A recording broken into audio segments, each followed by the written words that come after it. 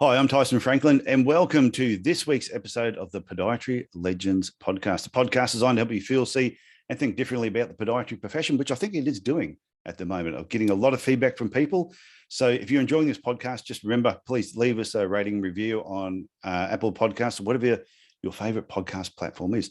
With me today is Emily Smith, and she is a sports podiatrist. So today we're going to talk about sports podiatry and Emily's career in to that area of podiatry. So Emily, how are you doing today? Very well, thanks, Tyson. How are you? I'm good. I've Good. had a good day. I was at a breakfast this morning, filled myself up full of hash browns and scrambled egg, as I normally do at those things. And it was a buffet, which I haven't been to a lot of buffet meals lately since COVID. That sort of all closed up. Of course. Yeah, go nuts. Yeah, so 3 hash browns, scrambled eggs, bacon. And go back for seconds. You know what? I thought about it, but no, I don't want to look greedy. But then somebody else went up there to get a plate for another person. And that person said, no, I already got one. So then they put it in front of me and I went, okay, I'll eat part of it. So let's talk about Emily Smith. And how did you, what got you into podiatry in the first place? So I was a hockey player, grew up in Tamworth, New South Wales, can't say it. And I had a lot of trouble with compartment syndrome bilaterally. People had trouble diagnosing it. I had my local podiatrist in Tamworth who was great and sort of helped me out with the biomechanical side of things. And so I knew that I wanted to do something in health like most people do, and was tossing up between osteopathy and podiatry, and got to Western Sydney University, and osteo was 5 years and podiatry was 4 years. And I thought, well, that's good enough for me. I'm taking the 4 year. So the podiatrist you saw though, when you were having problems with hockey, so at what level were you playing hockey then? Was it like state level or was it just club? No, I was playing state level. So my first year of uni, I played for New South Wales, and unfortunately for me, got into the beer and pasta, because that's all I knew how to cook, and put on a fair amount of. You got chunky, did you? I got a bit chunky, and so that didn't help my compartment syndrome at all. But that was sort of what got me into wanting to know more about body and mechanics and footwear and injuries and how to help pull people out of their injuries, because unfortunately it was sort of the one thing that really brought me unstuck, apart from probably I did end up losing the weight second year of uni, but so did the I learned how to cook properly. Did the podiatrist have a positive influence on you? Like when you saw what they did, were you sort of go, wow, did you know about podiatry before that? Who referred you to the podiatrist in the first place? So my mum got me onto the podiatrist. The podiatrist in Tamworth, my dad had taught. Everybody, small town, everybody knows everybody. Okay.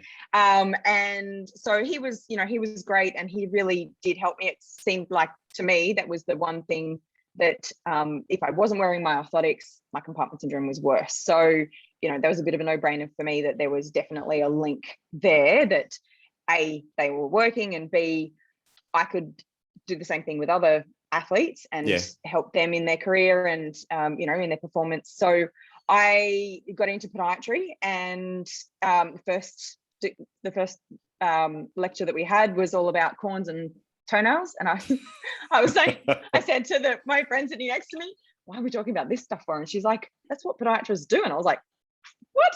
I had no idea that was the other part of podiatry.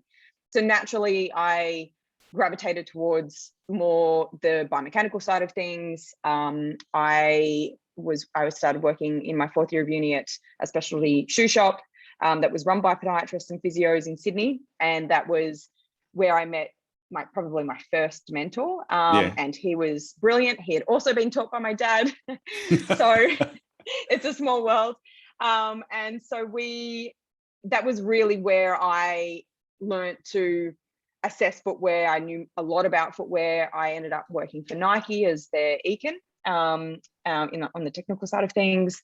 And then the mentor that I had sort of worked for at Running Science, he we kept in contact, and about 2 years down the track, he said to me, "Hey, look, I want to sell my businesses. Are you interested?" And I was like, "Yeah, absolutely, I'm had interested." you already this is when you were already graduated? I graduated, yeah. So okay, can we go back a step? Can we go back a step when you're a student? Because I just think this is important for students. If there's a student listening to this, so you obviously had an interest in sports biomechanics, didn't know that toenails, corns, and calluses were going to be part of the course.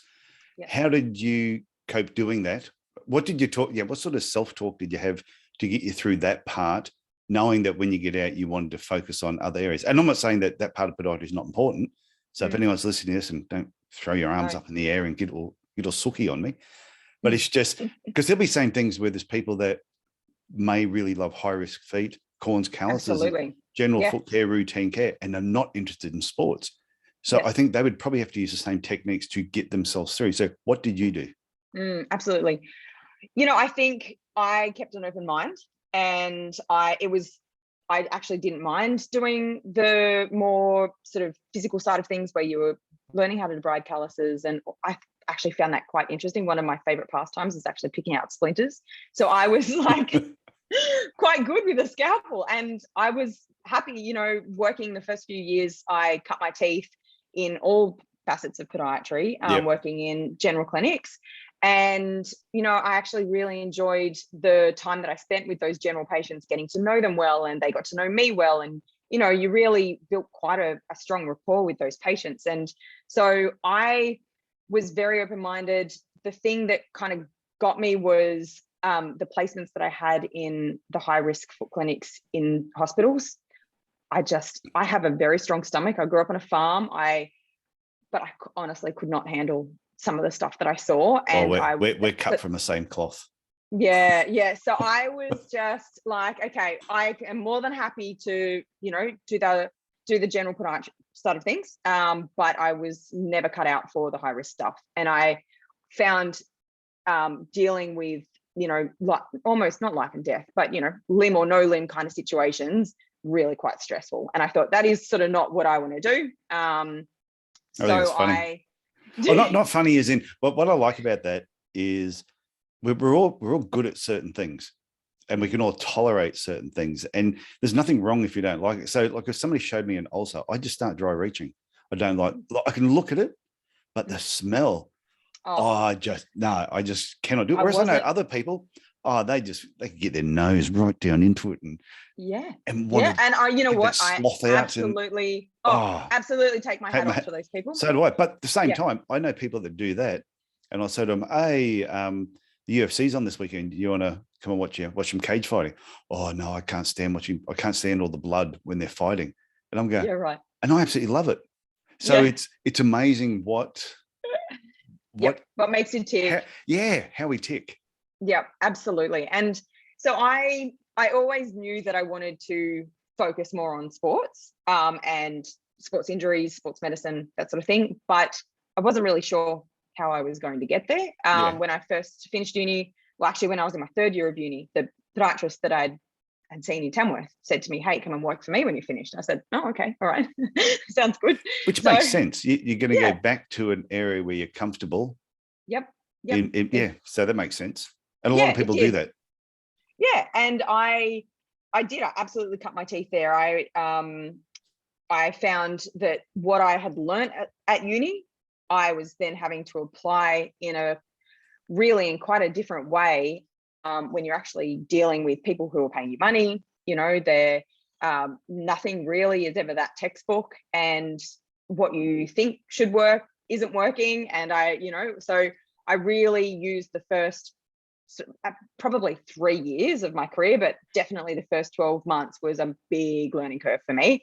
I was lucky in that my now husband, who was my boyfriend, partner, whatever back then, he came to Tamworth with me as well, and he had a year out already, so he was quite handy sort of to bounce things off and to kind of say, "Oh, well, what would you be doing here?" And Did you work at the same place? We did for part of the time. So I worked like privately for the whole time, and then he did some public stuff where he was driving around the countryside in a car that he got given and was having a good old time going to all the out clinics. And So it was quite an interesting experience, actually. And I had figured out fairly quickly that I didn't really want to be back in my hometown. And so we came back to Sydney, and that was actually when my mentor said to me, "Hey, I'm wanting to sell my businesses." And this was a sports podiatry clinic you were setting up? Yeah. So no, so it was Balmain Sports Physiotherapy at that point in time, and Sydney Sports Medicine Centre. So two really quite highly regarded clinics in Sydney. It was a massive opportunity. So I was like, yep, I'm there. Where do I sign up? So that was sort of I was lucky. It was an incredible opportunity, and it was sort of how I got into it. And ever since then, I've sort of been very much more in the sports medicine, sports podiatry world. For a few years, I did work in other podiatry clinics that were sort of 50-50 general sports, or probably even less sports, but where I was earning an income that was more steady whilst I built up these businesses. Because although he sold me the rights to be there wasn't a big patient base. He had been fly in, fly out from the country towns that he was otherwise working in, and so there wasn't a massive patient base, but it was an incredible opportunity, so I took it with open arms. But the opportunity came to you because you'd already formed this relationship with him earlier. Absolutely. Yes. Yeah. He knew, I think he could see my potential where I wanted to go. I was pretty good at asking questions and thinking about things and working out my own solutions, and then asking, for any advice where I needed it. And he was really good at giving that advice when I needed it. Obviously working in his store, it was in his best interest that I was upskilled. And, sort of towards that end of my 4th year of uni, I had a really good grasp on what I was seeing. It was a busy store, and I was seeing a lot of people in pain. And it was probably one of the first specialty running shoe stores in Sydney. And so we had people coming from everywhere. So you were seeing people who had been referred from physios and podiatrists and doctors. And, it was like its own little sports clinic, but you were just selling shoes. So I was gait assessment after gait assessment, and it was really amazing. So once you started working in the sports medicine area, was that when you were in his clinic, is that what you were doing pretty much full time, or was that started part-time, the sports medicine, you were doing other work outside of that within Sydney? Yeah. So when I came back from Tamworth, I had, I think 3-4 different clinics that I was working in at the time, which I really enjoyed. I liked the variation that I was getting in each and every of the clinics. So when I bought Balmain, he had been there kind of half a day to 1 day a week. So I took that on, and then I just slowly built up more of a patient base and more time there. And Olympic Park, there was already 2 other podiatrists there. So with 2 podiatry rooms, we had sort of, naturally the shares were split. So we only had a part-time share of that room, and which worked beautifully because I then could work elsewhere. And it kind of just organically grew from there. Okay. So how many years have you been there for now? So I bought Balmain in 2007 and Olympic Park in 2008. So you actually purchased the practices? So I purchased the right to be at Balmain, and I purchased a share of the podiatry shareholding at Olympic Park. Yeah. So explain how that works. Like buying it, like you bought into a practice that didn't exist. Existed. It existed. Definitely. The clinics were there. Yeah. The clinics were established, but the podiatrist that I bought the shares from hadn't been working out of there full time. Yeah. So the portion of I really didn't buy that much of a patient base, but I was happy with the fact that I could just have a clinic that I could call my own and have some ownership over, and sort of grow it myself in my way. And also it's quite nice, sort of, you're not seeing other people's patients. You're seeing people that are coming to see you for you, not because they've seen somebody else and then they have to see you because you've now stepped into that role. So I was happy for it, to be honest. Yeah. Because it's a different way that, like, most people clinic wise, they work for somebody else and they just buy into that clinic that they're working at, or part ownership, they may take it over, or they work somewhere and they go, oh, I'm going to go set up my own clinic, and they set up their own clinic. But you've bought like a podiatry business sort of from somebody within a sports medicine center. Correct. So those patients that you actually have in that sports medicine center, that they're your patients, your database, that is your business within a bigger name. Yep, absolutely. Yeah. So it's yeah, I think it's a bit of a hard concept, that, and actually all the clinics that we've got are like structured slightly differently. But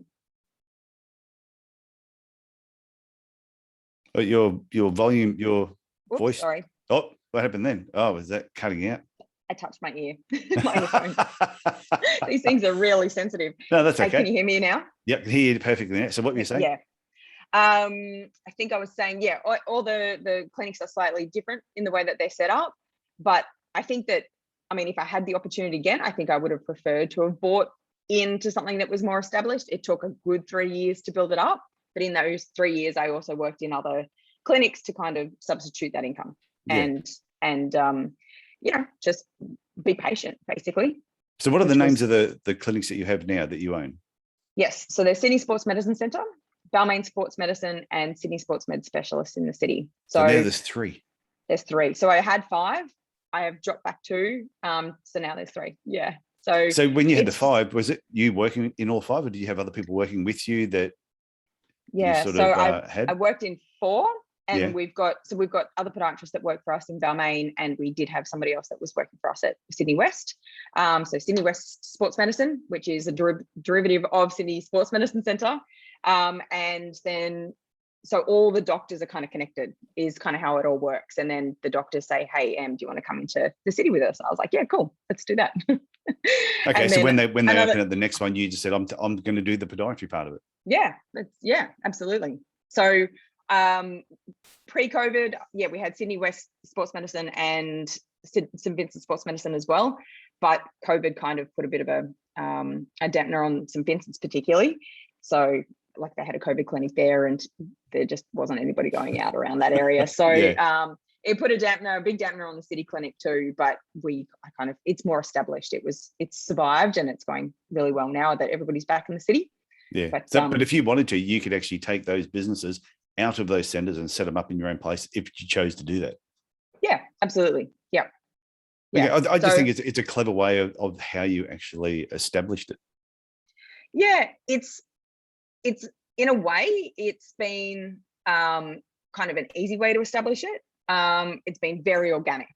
It's probably it's sort of, you know, there's just been one opportunity after the other, and it's just been something that has evolved. And but then I guess in other ways, it's sort of each time I go into another clinic, we're starting from scratch again as well. So, you know, you sort of have to factor that into your loss of income whilst you're building and all that sort of stuff. Yeah. And your husband is involved with you in all this now, isn't he? He is, yes. So once he put a ring on it, I said, okay, well, you can come in. These are your businesses. Yeah. And if you want this, you got to put a ring on this. And then you did a bit of a dance and all that. I'm just picturing it now.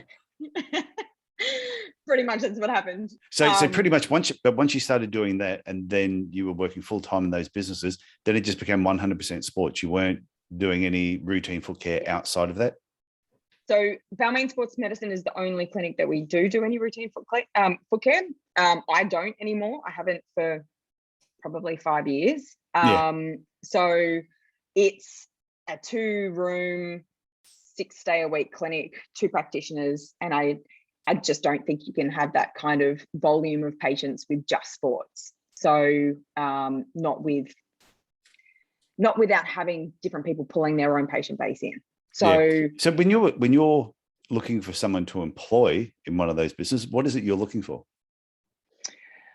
I look for people who are culturally going to fit. Yeah. It's one of those things that the people come to us fairly. It's a lot of word of mouth. Sorry, I think I've lost my thing again. Oops. Can you hear me? Nothing I can't edit out. So when I'm looking for people, it's more about if they're going to culturally fit, because at Balmain Sports Medicine, it's a massive team. There's probably 50 practitioners in the and receptionists in the team, and we're not there together all the time. So they have to be able to hold their own. banter, have a good workplace relationship with everybody. I look for people who are looking to take on our philosophies in the way that we do things, so things remain congruent across, whether the person sees me first or somebody else first, and we are on the same page in the way that we do things and in the way that we prescribe. And that's probably it. I look for people who are wanting to stick around. Do you look for people who have had a sporting background and have played sport at a certain level, or are part of the Not sports necessarily. medicine association or anything like that? It's purely just it's feeding on the culture that you've already set up. Correct. I have a list. I've got, and this is my secret, so I'm going to change it after this. Yeah. But this is how I have done. Oh, don't worry. Nobody listens. No one listens to the show, so it's fine. No one will hear it. So I have a list of 10 questions when I'm interviewing. Yeah. 9 of them are about the person. 1 is a clinical question. And if they pass all of that, then they go into more clinical stuff. So then I'll get them back. I'll get them to do an assessment on me, get their hands, on me, doing some taping, seeing how they use their hands confidently, because I feel really that there's important. a lot of people can't use their hands confidently. And I know it is something that comes with confidence and comes with experience, but from a patient perspective, you need to have confidence in that practitioner that they know what they're doing. And a lot of that just comes from the way that you use your hands and the way that you use your body. So that's what if they pass my preliminary kind of assessment, then we go into more hands-on stuff. And I take it you don't employ someone out of desperation ever? Never. Yes, no. Really important. Yeah. No, we've never had a bad staff member ever. Our retention rate is really good. And the reason why people leave is because they want to go, our last guy went down to Tassie because that's where he came from, and before that, the last guy moved up to Queensland because his girlfriend had a job up there. It's sort of... He moved up to Queensland because I'm sitting here in my office with the air conditioner on and you're sitting in your house next to a fire. That could have been a reason as well. I'm not sure. But, I think that when you have that culture, people do want to stay. And so I think your recruitment is particularly important. Yeah, I think it's really important. So, and I used to do a similar thing. I would take a piece of EVA and I'd show them a met dome that I'd made on the grinder. I go, see this piece of EVA I'm giving you? I want you to make that look like that met dome. Now, I know it looks like it's been made by a machine because I am a machine. Because I'd made so many of them. And I know I was really, really fussy. When I made something, if I presented something to a patient, didn't matter how many adjustments I did, when I presented it, it had to look schmick. It had to look really, really good. And I'd get the shits if anything didn't look that good. Because to me, it represented my business. Absolutely. So these are some of the tests I do. And the same thing, show me what you can do with semi-compressed felt. Show me how to do the strapping, because... Yeah. I have a real thing with skiving. People who can't skive. Oh my God. People who can't skive, they sit there, mess goes everywhere and go, you can see these nice, gentle cuts. And it's easier to clean up, not like it looks like a snow globe. Yeah. When they're cutting the felt. Unbelievable. I know. Yeah. So your clinic, even though you call it it's a sports podiatry clinic, you don't deal just with sports people, I assume. So just the average person, if someone was, I do a lot of walking and I've got a sore knee, I need to get myself checked out. You don't say, oh no, sorry, you're not a sports person. No, not at all. So it's any active person, basically. Anybody who is in pain is somebody that we would see. So our Sydney Sports Medicine Centre clinic is in the Institute of Sport Building. So it is a little bit, people are always like, they sit out in the reception area and they're like, oh, I know that person and that person, and it can be quite daunting for people, but people at the same time love it. They're surrounded by people that they see on TV and they know are injured, and it's good for the business, but it's one thing that we've kind of had to work on is like, actually, we don't just see high level sports people. We see anybody who's active, anybody who's in pain and injured. Yeah. And that was the motto of our clinic too, even though we predominantly, a lot of people thought we were a sports clinic, but we say, we keep people active. That's what we really wanted. That's what we were chasing. So, but with your clinic, and then over a period of time, when did your reputation, was there a certain point when all of a sudden you had like your first high profile athlete come in or high profile team approach you? Can you remember when that happened? I do. So I was working at Balmain Sports Medicine with the head physio of the Wallabies, and he really saw something in me and how I was doing things and the outcomes that I was getting with his private patients. And so that was probably the turning point of where I started to sort of see how I fit into that picture. And then he left that role, and one of the other physios that I worked with at Balmain Sports Medicine took over that role. So he invited me in and said, look, can you do the screenings for us? Can you do the shoe fittings for us? Can you do this? Can you do that? So that was really, really quite cool. So that was the 2011 World Cup. So okay, quite a while ago. That was probably the first, definitely big first high profile team that I saw. Before that, I was seeing a lot of high level runners, individual athletes that I was seeing through doctor referrals within the clinic. So a lot of the doctors that I work with have all been at like up to a number of Olympic Games, head medico of the Australian Olympic team, that sort of stuff. So I was seeing their individual patients, but I think from a podiatry perspective, we don't get a lot of those team jobs, where you're not on the sideline with them. It's not a regular gig. It's a kind of an ad hoc, this person injured, can you see these 3 people for me, that sort of thing. So so that was probably the first real introduction that I had to really high level sport. And then it's kind of, I think from a female perspective, being in the industry, it is a very male dominated industry, particularly at that level. Which is partly why I wanted you on here. Right. When you connected with me through email, and then I read what you'd done, and then I went to the website and saw everything you had achieved over like 17 years. I thought, I have to get you on here, because a lot of the times it's a very male dominated sort of area when you're talking about sports podiatry. It is. And when you talk about sports medicine in general, I don't know any female surgeons. There's a couple of female sports docs now. There's a few coming through. It's.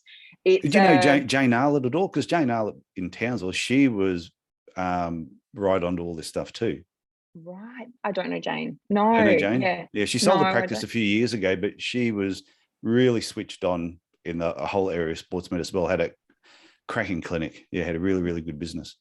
Yeah. And I think, 99.9% of what I do is active people and, and a more elite level, like up to elite level, but it's, it's the that extra bump. Yeah. It's really, it's pretty cool, but there's not a huge amount of money in it. It's an incredible experience being a part of a team. So my real team experience that I got was both Bangarra Dance Theatre and New South Wales Swifts. So I spent a lot of time with them as a part of kind of what they do and their trainings, game day, that sort of thing. And that was really cool. So I think it's podiatry in general doesn't get a lot of exposure to that stuff on game day, but then even as a female podiatrist, probably less than maybe what the male podiatrists get. And that's fine. That's all good. I kind of just have my own little niche that I have worked on behind the scenes to so that people know when to refer to me. So it's and people think of me for certain patients and for certain teams, and that is what's happened with Bangarra and with the Swifts as well. Yeah, it is one of those things with sports, because I've worked with like a lot of teams. When I was on the Gold Coast, the team that was the Gold Coast Seagulls back then in the National Rugby League, and the basketball team, the Gold Coast Rollers. It's because I knew the physio and he was able to get me in. So then all the players would come and see me. Then up here in Cairns Taipans, and other sporting teams, I had patients that rode in the Tour de France.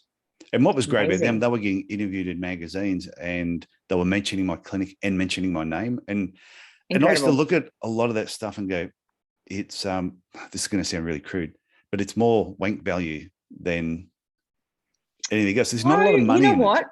There's not a lot of money in it.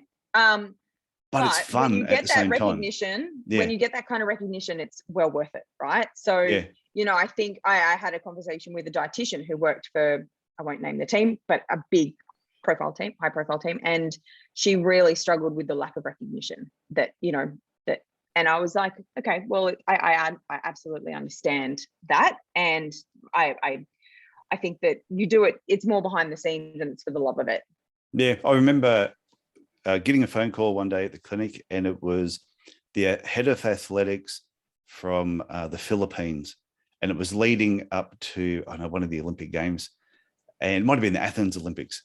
And they've contacted and said, oh, our athletic team is going to be in Cairns for a certain period of time. Can we bring our runners in to get a couple of things checked out? I'm thinking, how cool is this? And it was cool. through somebody else I had worked with that may have been through cycling or something like that, that they were talking, and they came in, and it was fun working with them. And every one of them performed really badly at the next Olympics, but had nothing to do with me. Like I could only do so much. I couldn't make them run faster, but it's those little wins I think you have along the way that, like if you enjoy sports podiatry, then they're the little accolades that you get, but you don't get a lot of profile from it. No, you don't. Yeah, and that's fine. Yeah, I think it's more about your intrinsic fulfillment, and that you had an impact on, XYZ performance, injury that has improved and resolved, and but there isn't that recognition there. Well, the guy that used to be in the Tour de France, I remember he used to come to the clinic every year, come in, and I'd just make up something for him. We'd make a couple of pairs of orthotics. He would destroy these things. But I remember him saying one day, he goes, I travel to so many different countries, right through Europe, because it was part of a big squad. And he said, the only thing I ever take as carry-on luggage, he said, is my phone, my headphones, and your orthotics. Love it. He said, awesome. Because they can lose my bike, they can lose my shoes, they can lose everything, and I can get that replaced in a heartbeat. He said, but I cannot replace these. Yeah. And these are what's kept me on the bike. So, and that made me feel really, cool. That made me feel really, really good. Yeah. No, that's pretty cool. Then he designed his own cycling shoe, right, off of my orthotics. He took my orthotics and then designed his whole orthotic around his whole cycling shoe, called Hansino there, off of my orthotic. And that was what the write-up in this thing was about, where he mentioned the podiatry clinic and how he came up with the design. And I was just rapt that he gave us a mention. Yep, absolutely. Yeah. Well done. That's bloody cool. It was cool. I must admit. And what was funny, I didn't even know. I don't read cycling magazines. It was somebody else who was reading it. It was my brother-in-law, and sent me a magazine. He said, "Holy shit, check page 43." And all of a sudden you get the mention. Yeah, but like you said, it's not that I don't think there's money so much in working with these bigger teams or high-profile people.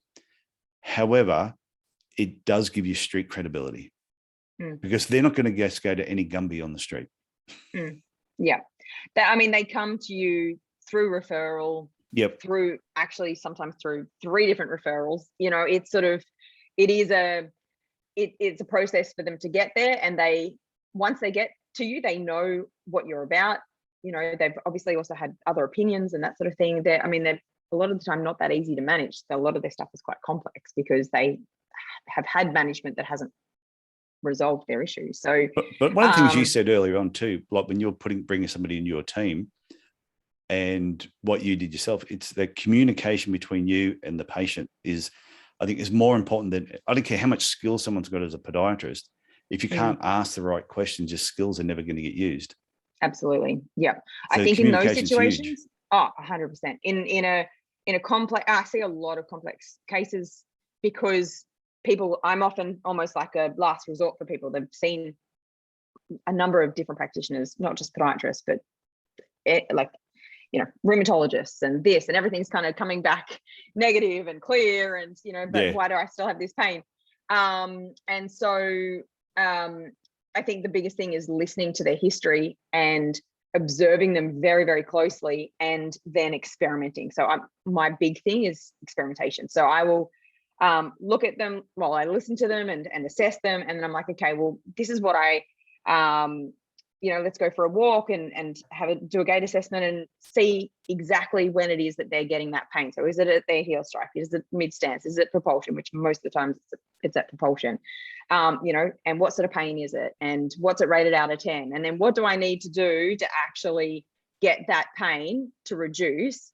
in that same situation with just some tape or some padding or some, an off-the-shelf orthotic that's been modified, or changing their shoe line or whatever it would be, so that you can then unravel it in front of them, so you get that buy-in from them, so they can see that things are improving on the spot. And that's how I do 99% of my assessments now, is so that they can see the process and you can see what you need to do, basically. Yeah, I think that's rather perfect. than just going, oh, yep, you're foot over pronates and I need to jack it up, which is what I think, unfortunately, a lot of first line of defense is. I think every podiatrist has had a patient walk in who's had orthotics somewhere else. And we say, oh, so what was the reasoning behind getting those? I don't know.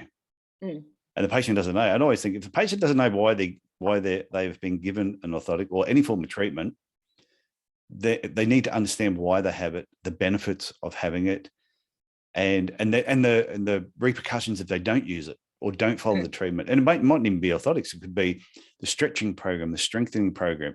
They need to understand how that works. So, question about your clinic itself: what toys do you have within your business that you would say set you up well as a sports medicine clinic? So I actually do a lot of my gait assessments now. I call it the catwalk. So literally just on a long hallway, because I get people doing it at their pace, where they're, at a comfortable pace, doing, at their running pace, their walking pace, whatever it would be. And I can get them so that they are walking back towards me as well. So I'm seeing what their anterior movements all about. So I do most of my stuff down now just in the hallway, with a gait assessment app if I feel the need to show them, basically. But I lost my earpiece again. So toys, we've got our Balmain Sports Medicine, we've got a big running gait lab. We've got a treadmill. And we use the iPad. But we don't really have any pressure. So even though you've got the big running lab at Balmain, still yourself, would you put someone like the average weekend warrior comes in to see you? Are you going to put them through the big running lab, or are you going to send them down that long hallway and just do a proper walk? Yeah, look, more and more I'm using the hallway. I just feel like it's people are more comfortable. They're able to, there's nothing that is, that's throwing off their stability. I had a guy yesterday on the treadmill at my city clinic. I have it's a small space because it's in Macquarie Street, and it's like very expensive to be there. So it's a treadmill, no fancy gait labs, anything like that. But I do think, and I will often get people out in the hallway, actually outside of our clinic, between different studios, because it just is a more normal walking platform for them. I'll get them going up and down the stairs as well, like a lot of knee pain patients who are getting pain with stairs. I get them going up the stairs, down the stairs. When do you get that pain? Is it when you're progressing forwards? Is it when you're pushing up? I sort of really try and recreate the pain, then do what I think I need to do from a strapping perspective, or some sort of modality, and then I get them back doing that same thing. And if at a very basic level, it will be hopping. So getting them to, if they're a runner, I'll get them to hop, I'll get them to run. We've sort of had all the fancy gear, and I just think that keeping it simple is actually a little bit, it's working better for us. I think it's good though, because I think a lot of people think they must have all the fancy gadgets to do a proper assessment. And I'm thinking, I can go back 30 years ago when I first started working, and when I graduated 88. And I tell you, back then, if you had a VCR player, a 4-head VCR player, you were pretty technical. Yeah, exactly. and we survived, and we fixed patients. And I sort of equate it to, and there's probably people going to listen to this and say I'm wrong, but that's fine. Everyone's entitled to an opinion. Yep. But I remember reading an article once about the development of sports shoes, and they looked at all these running injuries like in the 70s and 80s, and then how far shoes have come over a 20, 30-year period, and they're still the same bloody running injuries. But the technology of shoes is supposed to have changed and improved so much. And I sometimes look at what we do as podiatrists, like the the basics, the foundations. Like when Tim Shea was on the podcast, and he was taught by Root and Orion and all those people, and he said all these new ideas and thoughts that they're coming about are still all based on the basics. Yep. So I think it's really important that to have those basics in place. Then if you want to bring in the toys, you can bring in the toys later. Yeah, I think it does sometimes overcomplicate things. So coming back down to communication, if you're spending like 15 minutes trying to explain, you know, your peak forces on a, you know, 2D plate and all that sort of stuff, I think a lot of it goes over people's heads. And really what they need to know is what the process is, how you're going to help manage them, and also what the process is if you can't help them as well. Because I find that's where a lot of people go wrong. It's like, well, the podiatrist said that, or the physio said, or whoever said that this was going to fix me, and it didn't, you know, and so that they're searching for that second opinion and third opinion. And it's like, well, so a lot of what I do is communicating, well, you know, this is the reason why I think we need to do this. And it's based on the fact that when we did this to your foot, your pain reduced by 50% or 70%, or it disappeared, you know, and you've had that pain for 12 plus months. And so I'm going to replicate what I did with that strapping into this orthotic. And that's what's going, but it's not going to happen overnight. It's still going to take a little while for that to happen.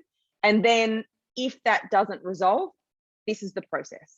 You know, it's like, okay, well, from here, we're going to go to the sports physician or get a, you know, look at some more in-depth imaging, whether it's an MRI or whatever it would be. But, you know, so that person goes, okay, well, all right, this person's not promising me the world, but I'm extremely optimistic. Yeah, and that's the way it should be. And I've seen that's the inexperience of new graduates. When they will work somewhere, they'll make based on their knowledge, their experience, they'll make an orthotic, they'll do a diagnosis, make an orthotic, give it to the patient, and the patient will come and go, oh, I've still got pain in this area. Next thing, their first idea is, I must adjust the crap out of the orthotic. I must grind the shit out of it. I must make the arch lower or make the arch higher or put in more wedging, not thinking, if the orthotic is right, leave the orthotic alone, start addressing other issues that actually may be going on. But they sort of panic. Yes. And I think that is where it's having that confidence in yourself that you know what the process will be. And you've then got to translate that to the patient in a really clear and concise way that they're going to be looked after, whether or not you can help them or not, you know, and there's no big overarching promises that are being made. It's like, well, okay, this is the process from here. And people I find a lot of the time people really feel a lot of relief when that's kind of laid out for them. And that comes down to your communication. Yeah. Do you I'll get that out. Edit that bit. Like I said, it'll be in the video, but if anyone sits here and watches the whole video, I tell you, some of the videos I've sworn so many times, but I've done something. But anyway, that'll all be edited out. So do you use shockwave or low-level laser or any of those other things in your sports clinics? So we have a shockwave that the physio uses. Yeah. So I guess so one of the things that I found with working in podiatry clinics that don't have any other sort of multidisciplinary kind of practitioners in with them is that patients wanted to be managed by you. They didn't want to see the physio. They didn't want to, you know, they didn't want to see even their GP, you know, they came to you and they wanted to be managed by you. One of the benefits from like working in the big multidisciplinary clinics is they're coming to the clinic and they're seeing you and they see that you're a part of, you know, this bigger spectrum of health professional, you know, cohort. And so it is easier for me to refer for those sorts of things. And which allows me just to really niche down on what I'm good at. This is my opinion. This is how this is how we run things. And so our role within the clinic is pretty much from knees down, from a management perspective. If people need glute work that's a little bit more specific, you know, core, postural stuff, whatever it would be, I refer on to physio. And I know in a podiatry clinic where you don't have physios, most podiatrists would manage a lot of that stuff as well. So, which is totally fair. But I do a lot of referral on, and I think it means that I can then literally just look after that person's mechanics, their footwear, and their pathology essentially. And so no, I think that's fine. That's why I wanted to ask you, because it's the same thing where I always feel because I do a lot of marketing. So I love marketing. When I had my podiatry clinics, that was a part. I love the business, and I absolutely love marketing podiatry clinics. Mm-hmm. So easy to do. So many people do it badly. But anyway. Yeah. But what I find interesting about it is, if I'm talking to someone, I'll go, yeah, what is it that you want? What sort of clinic do you want? Do you have a vision of how it's going to look? And then it's sitting down with them going, okay, what sort of, and then planning out the strategy on how they want to run their clinic. Mm-hmm. And then what tactics you're going to use to market it. And what a lot of people mistake they make, they watch what everybody else is doing. They say, oh, because they've got a shockwave, I must have a shockwave. Mm. Oh, that person went and did a dry needling course, I need to do dry needling. Mm-hmm. Hang on, everyone is doing foot mobilization. Am I missing out? So I need to do foot mobilization. Mm. So they're running off doing all these things, but a lot of it is far removed from what their core skills are and what they probably could be helping the patients with the most. And I think coming back down to that message is your message kind of gets lost. Yeah. It's like they did a bit of this, they did a bit of that, they did, whereas I do a lot of strength work from knee down. I do a lot of activation work. I do, a lot of what I do is customized orthotics, but I also do my generic orthotics as well as a part of that, kind of as a co-prescription basically with custom orthotics. Obviously, I do a lot of footwear advice, but I do a lot of postural retraining and running technique retraining. That's what I do, and that's why people refer to me. Yeah. So they know that. So the physios can refer to me, and I'm not going to tread on their toes with any of their glute stuff or their proximal stuff. I just go, you keep doing what you're doing with your physio, and I'll work on this. And they know exactly. If you weren't in a center that had a physio in there or a GP, would you be approaching your business different, or would you still just do what you do because that's your core business and what you're good at, and you refer it outside of your clinic? Oh, good question. I think. Thought that'd be a curly one for you. Yeah, that is a good question. I think I would still be doing what I'm doing, to be honest. I think that's what I'm good at, and I could upskill. I've sort of, I guess, not upskilled myself because I've got that around me. I assess for it, and I give a lot of functional retraining that gets glutes and core and everything activating, but I don't go into specific strength work and conditioning work. So I would probably still refer for it. Yeah, no, that makes sense. So just because getting towards the end, if people want to reach out to you or contact you, what's the best way of doing it? So emily@emilybraidwood.com is my email address. I'm more than happy to take emails for sure. Our website. So I'm we always are open to taking CVs, and we kind of just have them sitting there for when an opportunity does arrive. So sportspodiatrists.com.au is our website. So both sports and podiatrists is plural. I like how you said that, you collect people's CVs. The breakfast that I was at this morning was it was a talk to a group of high school students, and it was about leadership. And one of the guys that was up there talking actually said, you need to go places where you want to work. If there's a place that you look at, you go, I want a job there. Then you go there and you tell them, this is where I want to work, and tell them why you want to work there. Yep. And I tell you right now, he said, within 6 months, you'll be working there. Yeah. Because if you go there with conviction, saying, I want to work there because this is the place I've always wanted to work at. Mm-hmm. If there's any students listening to this and they're like, I want to work with Emily, then they need to get off their bum, come and see you and go, I want to work with you. Yeah.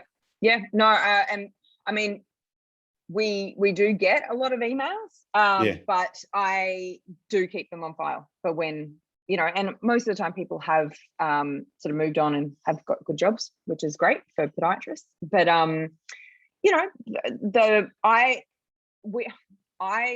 our clinic, we don't take new grads. You have to have 12 months experience at least. Okay, so all the new grads that just listen to that part, just scrap what I said. And well, no, no, but it's still, they should reach out. I think they should reach out. Say, I want to work here one day. What do I need to do? Or could you recommend maybe a courses that I can do, or some places I could work, or because there's a podiatrist I know on the Sunshine Coast that he was working for me, but he used to do, even when he was working as a podiatrist, he was still working part-time in a footwear store. Yeah. Because he got so many patients from there, but also just kept him up to date with what was happening with footwear. So, and that was a skill that I'm sure that has helped him in so many different areas.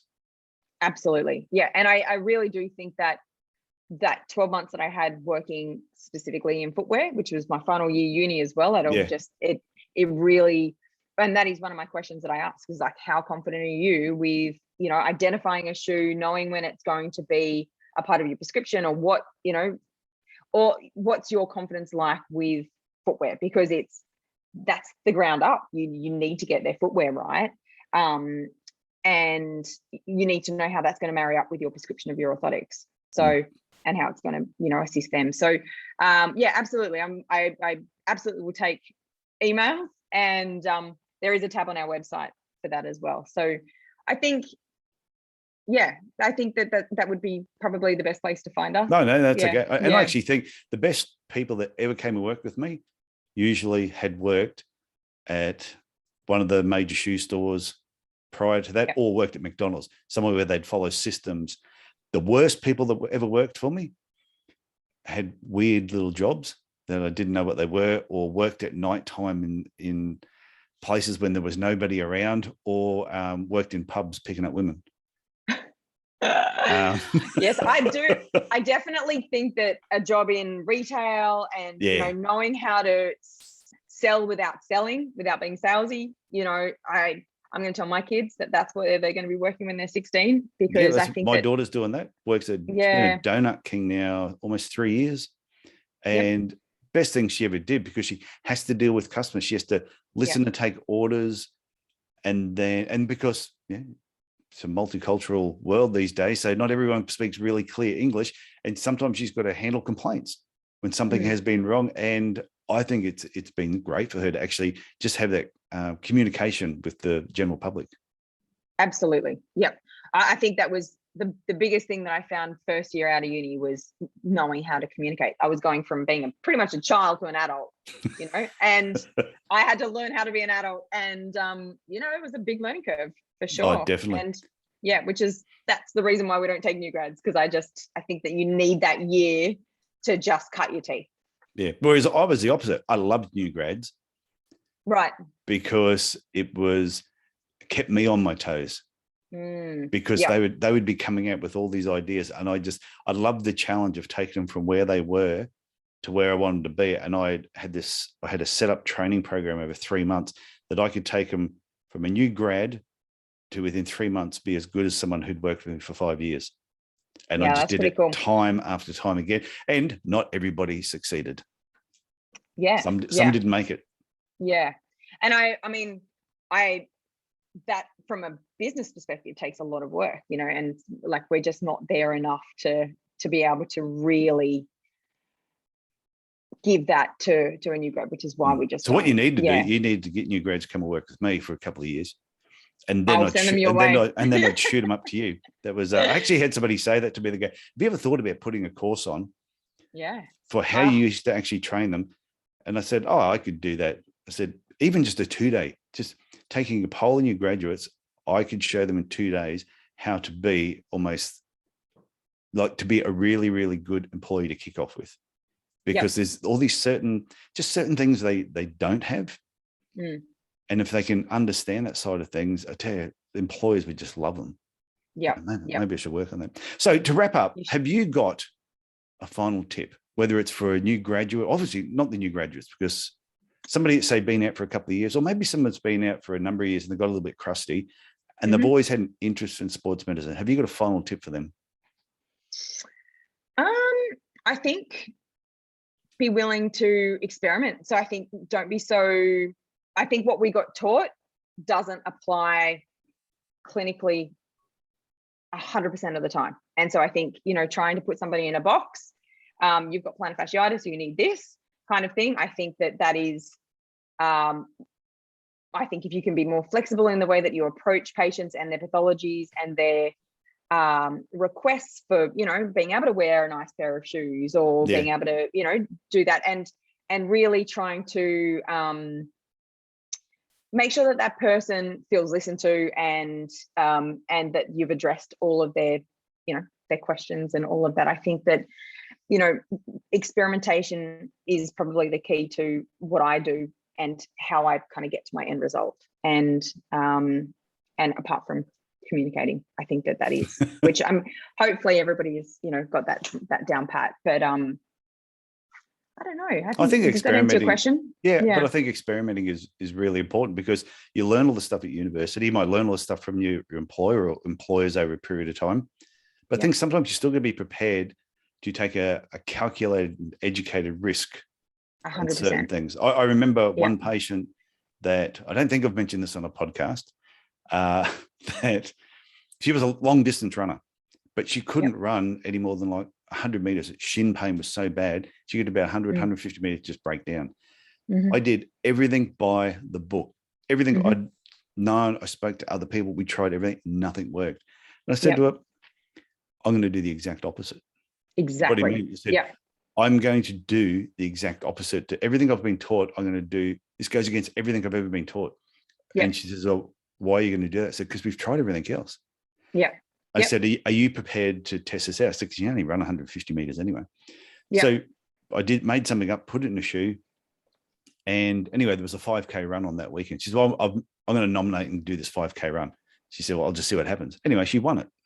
She came, it was like on Saturday. It was on the Saturday, and I saw her on the Saturday night. I was out and about. Next thing, she came running across the room, almost tackled me.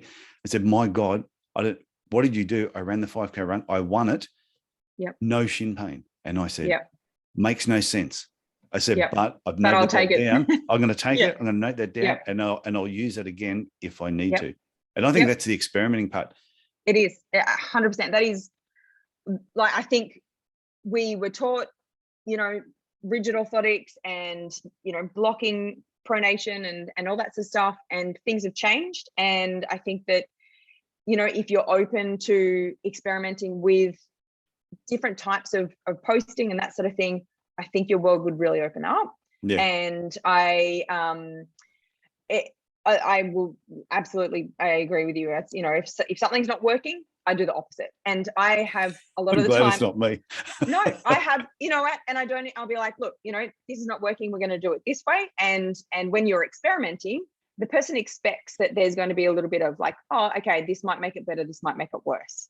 So, and if that's the case, take it out. You do something that you can either take off or take out, no dramas, and it's not, that doesn't break the bank as well, which is where a lot of the, Emily Braidwood and strapping, that sort of really comes into my clinical plays, because they don't break the bank, and they are removable, and you can put them in shoes in other different ways. But we'll discuss that. We'll discuss that. I'm going to get you back. I want to get you back to talk about this, your alter ego, Emily Braidwood. So we'll do that. I will get you back on here and and talk about it in a bit more detail. Should be fun. Awesome. But that would be that's my thought. I think, sports medicine is changing, and all the technology has changed. Everything is evolving, and I think if we don't keep up, we get left behind. And I think what we were taught doesn't necessarily translate to what that person needs. So be flexible and be open-minded about what you do. That's my very long-winded answer to your question. No, that's right. That was long, but that's okay. So Emily, I want to thank you for coming on the Podiatry Legends podcast, sharing part of your story and part about sports podiatry. And I reckon a lot of people who listen to this will take a lot away from it. They will sort of just go, okay, I've been overthinking a few things. Maybe I just need to simplify things a little bit more. So thank you very much for coming on the show. Thank you for having me, Tyson.